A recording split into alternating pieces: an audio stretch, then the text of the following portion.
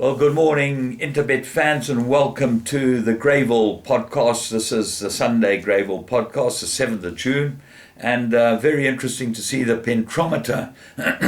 Excuse me, bit of a frog this morning. Pentrometer is at 24, which is congratulations to Kevin and his team at Greyville for getting the pentrometer to such a reasonable position, because it means it's middle of winter. The horses are going to love the going. We've got 10 race programs, so let's fly through this lot.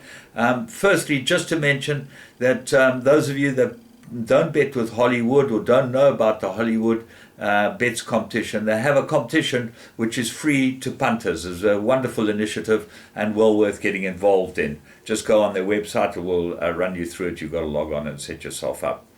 Maiden plate 12, 11, 20, 1200 meters, and Kaysen is all the rage. Why? Anton Marcus is riding it after a good barrier trial. Drawn one, lots to like about it. I didn't think the time was particularly quick, but they put the blinkers on, and that's Marcus. He's been to ride it, and he will have told him to put the blinkers on. My find of the race is Purple Powerhouse. I think he's absolutely right. He is the Hollywood horse, and I expect him to just about win it. Green Dream. Very nice barrier trial. This could improve quite a lot. Stuart Randolph for Lola Crawford. Her horses, they might have had the break, and they might just need the run. That's always a problem. And there's a very nicely bred first-timer from the Dean Canama stable. You want to have a look at that. We found Michael Cox yesterday. I was very confident with that horse. And when it went down, I was even more confident. So you've always got to have a look at them canter to the post. That will give you a very good idea. Race 2. 1200 meters. It's a maiden plate, and I make it an absolute two-cornered contest. Precipitous from the Van Furen yard, they're in cracking form, and Gumedi gets to ride it with a 4 claim. I think he's well worth a 4 claim, this guy, and certainly worth following. He can ride. Dylan rides Uplifted for Kotzen. I wasn't pleased with the barrier trial. I think it needs a bit more. Mexican Cat Dance, that ran a much better barrier. The time was quicker. Marcus jumps aboard that. That's got to have a chance. So you'd make that the big danger. Joint effort and Solicitor General back end of the quartets, as they like to say. Race 3, maiden plate, fillies and mares, 1400 meters. I make it a three-cornered contest. I'm going with Laughs filly, Lady Lutia. I think she's the right filly. She's got the right form. She looks like she's got a lot on her side. She's the one I'm going for. Alfonso Baby's got to be the danger from the Wendy Whitehead stable. And then number 4, Mirror Image. Marcus rides this for Shane Humby, 3-1. I don't think it's as good as Lady of Lutia, but Shane, well, his horses might just need the run. They're normally a bit big. Race 4. 1400 meters, a maiden plate, first leg of your pick 6, and I make this a three-corner contest. My top choice is Anika the Angel. This is from the Alison Wright yard, drawn one with Tristan Godden on it. He could have a good day, Tristan Godden. He's got some nice rides for Lighty, one of the battling jockeys. Third place I made Winter Whistle, the Robbie Hill Magudwa runner. A very good first run, this horse, and will improve quite a lot. And Robbie Hill certainly gallops him, so this horse will be fit. And the horse that should run second, To the Max, that's the other one of my 3. I'm only putting 3 in the first leg of the pick 6, those 3. Canama, DeMello, you obviously got to always put them in. That's got a good turf profile. 2 places out of 3 starts. That will improve and should be right there. Race 5, 1400 meters, fillies and mares handicap. I like number 9, Abbey. Marcus aboard it for Karen Anthony. He will have been given Karen the graft, and this filly's got extremely good form. She's really consistent. The danger is going to be Royal Kitty. Nice 8-1 chance for Alison Wright. Warren Kennedy jumps aboard this one. Make a big note of that. And then number 12, Hampshire Grove. Tony Riverland's runner, always in well at the weights. They always seem to be pretty close to the benchmark. And this horse did win a maiden, but there looks like there might be a lot of improvement. And what interests me is that Godden's riding this one for Riverland and not riding for his stable. So Royal Kitty, ridden by Kennedy, that's a big jockey plus.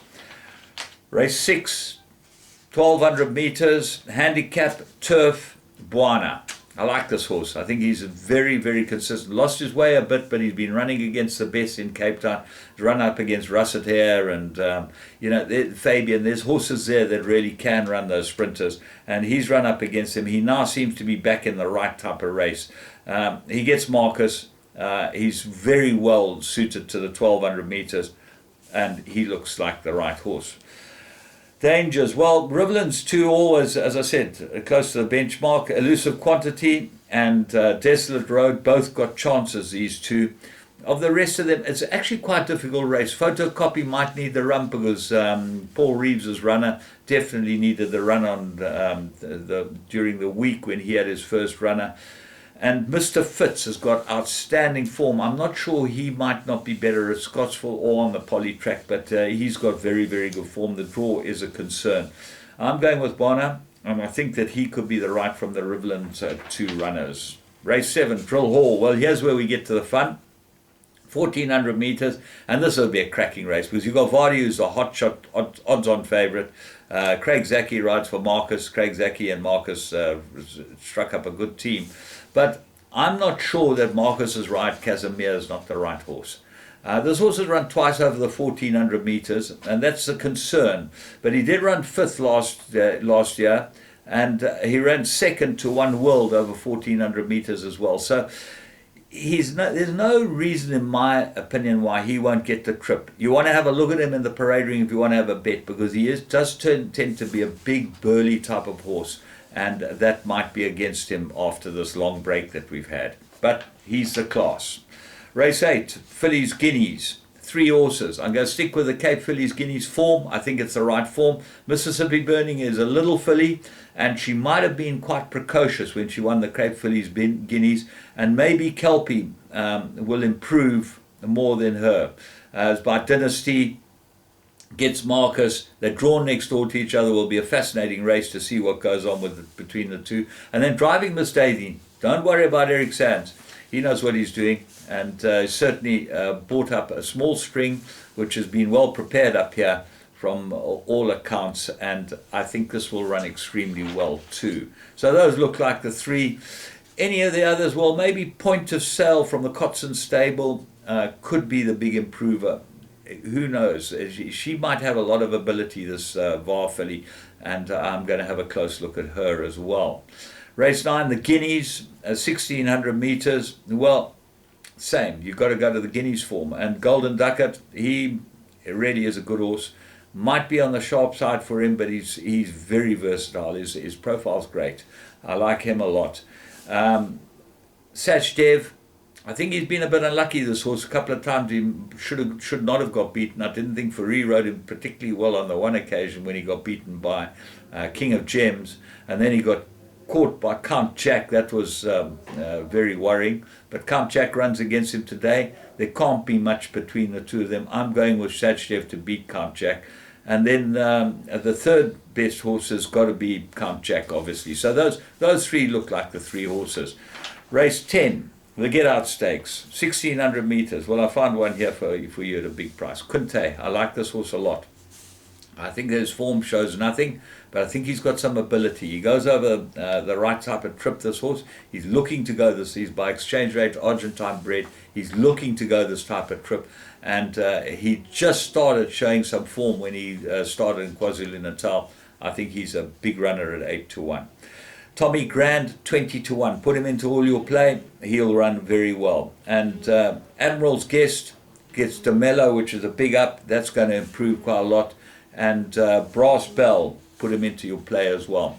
Have a great day's racing at Greyville, and I'm going to enjoy every minute of it. It should be fun.